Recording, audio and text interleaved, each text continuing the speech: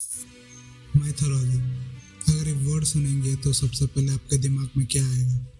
एक तो रामायण आएगा, दूसरा महाभारत।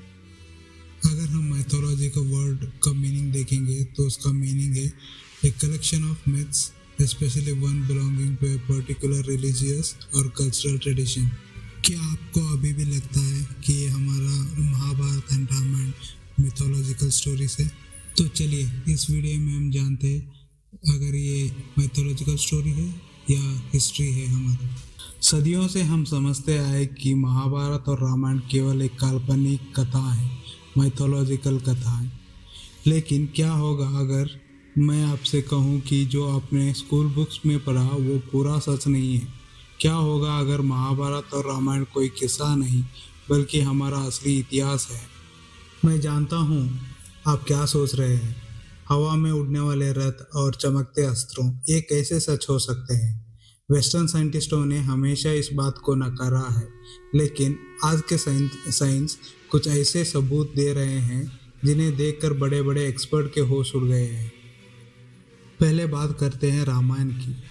क्या ये सिर्फ कोइंसिडेंस है कि रामायण में बताई गई हर एक लोकेशन आज भी इंडिया के मैप पर सही मिलते हैं?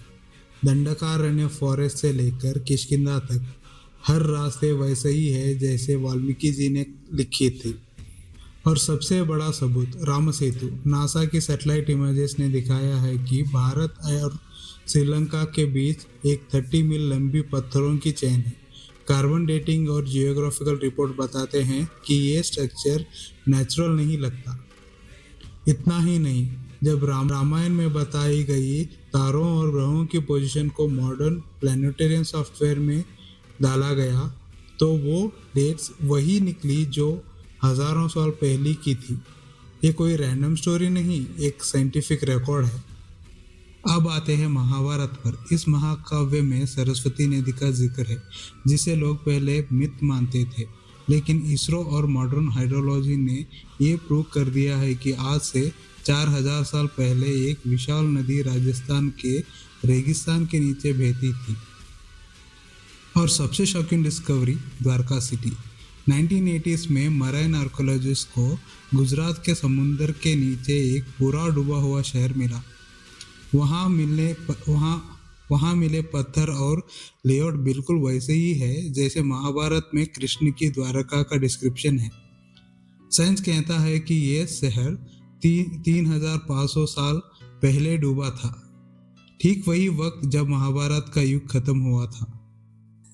दोस्तों, ये सारे प्रूफ एक ही तरफ इशारा करते हैं, आर्कोलॉजिकल साइट, डूबे हुए द्वारका और सैटेलाइट से दिखने वाले सरस्वती नदी। ये सब कोई कोइंसिडेंस नहीं हो सकते। हमारे पूर्वजों ने मैथोलॉजी नहीं बल्कि डॉक्यूमेंटेड हिस्ट्री लिखी थी, बस हमने उन्हें समझने में देरी कर दी। तो अगली जब कोई इसे सिर्फ एक कहानी कहे तो उन्हें ये फैक्ट ज़रूर बताना। हमारा इतिहास हमारा पहचान है। आपको क्या लगता है, क्या हमें ये सब स्कूल में पढ़ाना चाहिए? कमेंट में